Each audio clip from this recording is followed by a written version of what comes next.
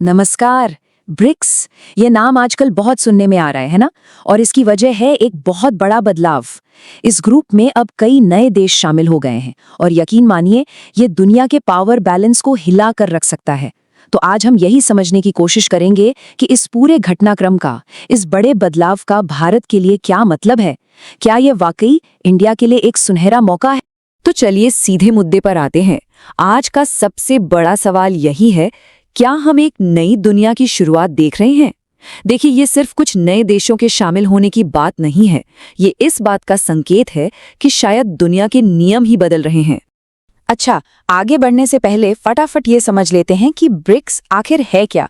तो ये मूल रूप से 5 देशों का एक क्लब था: ब्राजील, रशिया, इंडिया, चाइना और साउथ अफ्रीका। लेकिन अब इसमें सऊदी अरब, यूएई, ईरान, मिस्र और इथियोपिया जैसे बड़े और महत्वपूर्ण देश भी जुड़ गए हैं। तो जाहिर है ये ग्रुप अब पहले से कई ज्यादा बड़ा और असरदार बन गया है। ठीक है, तो चलिए अब इसमें थोड़ा और गहराई से उतरते हैं। ये जो एक्सपेंशन हुआ है, इसने ब्रिक्स के मकसद को ही बदल कर रख दिया है। ये अब सिर्फ बातचीत करने वाला एक ग्रुप नहीं रहा। और ये बदलाव कोई छोटा मोटा नहीं है।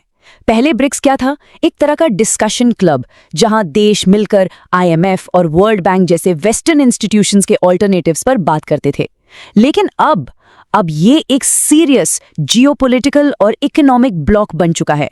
मतलब एक ऐसा पावरफुल ग्रुप जो सीधे सीधे वेस्टर्न दबदबे को बैलेंस करने के लिए बनाया गया है। ये जमीन आसमान का फर्क है, एक फंडामेंटल शिफ्ट है। और ये सिर्फ कहने की बातें नहीं है। जरा इन आंकड़ों पर नजर डालिए। ये नए ब्रिक्स सदस्य मिलकर दुनिया की आबादी, अर्थव्यवस्था और सबसे अहम ऊर्जा संसाधनों का एक बहुत बड़ा हिस्सा कंट्रोल करते हैं। ये नंबर्स साफ साफ दिखाते हैं कि इस ग्रुप को अब कोई नजरअंदाज कर ही नहीं सकता। तो इस बदलते हुए ग्लोबल मैप में भारत कहाँ खड़ा है? चलिए अब खास तौर पर इस बात पर फोकस करते हैं कि भारत के लिए क्या मौके बन रहे हैं। देखिए, भारत के लिए यहाँ कई बड़े फायदे हैं। पहला तो ये कि ग्लोबल स्टेज पर भारत की आवाज और बुलंद होगी, जिससे यूएन जैसे संस्थानों में सुधार की मांग को और जोर मिलेगा। दूसरा, आर्थिक मोर्चे पर नए बाजार खुलेंगे और लोकल करेंसी में ट्रेड होने से डॉलर पर निर्भरता कम हो सकती है। तीसरा, ये चीन के बढ़ते प्रभाव को बैलेंस करने के लिए एक बहुत जरूरी प्लेटफॉर्म है। और हाँ, इससे हमारी एनर्जी सिक्योरिटी और दुनिया में भारत की छवि दोनों को ही मजबूती मिलेगी।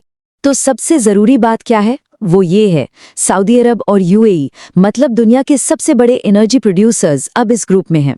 इसका सीधा मतलब है भारत के लिए स्थिर और सस्ती एनर्जी की सप्लाई। और जब इसके साथ नए ट्रेड के रास्ते भी खुल जाएं, तो ये भारत की आर्थिक स्थिरता के लिए एक जबरदस्त फॉर्मूला बन जाता है। इस नए ब्रिक्स में भारत का रोल बहुत खास है। भारत ग्लोबल साउथ यानी दुनिया के विकासशील देशों, जिनकी आवाज अक्सर दब जाती है, और विकसित देशों के बीच एक पुल का काम कर सकता है। ये भारत को एक बहुत अहम लीडरशिप पोजीशन में लाता है। ये पॉइंट बहुत ही जरूरी है। देखिए, चीन बेशक ब्रिक्स का सबसे शक्तिशाली सदस्य है और वो चाहेगा कि ग्रुप उसके हिसाब से चले। ऐसे में भारत की मजबूत और एक्टिव भागीदारी ही ये पक्का करती है कि ये ग्रुप सिर्फ चीन का क्लब बनकर न रह जाए। भारत यहाँ एक बैलेंसिंग पावर का काम करता है, जो पूरे ग्रुप के लिए अच्छा है।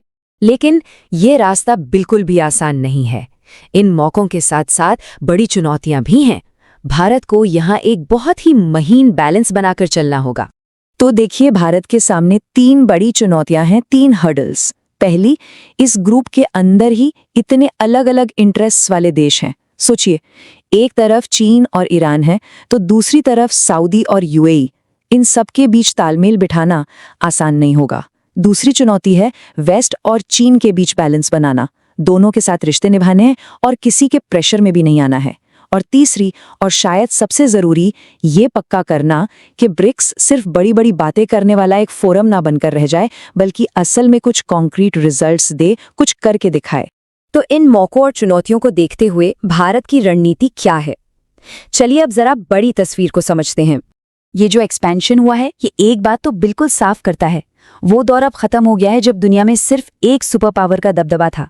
हम अब एक मल्टी पोलर वर्ल्ड में जी रहे हैं, यानी एक ऐसी दुनिया जहां पावर किसी एक देश के हाथ में नहीं, बल्कि कई अलग अलग सेंटर्स में बटी हुई है। और यही सोच भारत की फॉरेन पॉलिसी की जड़ में है। भारत का लक्ष्य किसी एक गुट या दूसरे गुट को चुनना नहीं है, बल्कि इस नई बन रही दुनिया के नियम गढ़ने में एक अहम और लीडिंग भूमिका निभाना है। भारत की स्ट्रैटेजी 3 पिलर्स पर टिकी है। पहला है मल्टी अलाइनमेंट, यानी सभी बड़ी शक्तियों के साथ मिलकर काम करना, किसी एक के खिलाफ नहीं। दूसरा स्ट्रेटेजिक ऑटोनॉमी, मतलब अपने फैसले देश हित में आज़ादी से लेना। और तीसरा ग्लोबल लीडरशिप, यानी ग्लोबल साउथ और विकासशील दुनिया की आवाज़ बनकर उभरना। यही है भारत का रास्ता।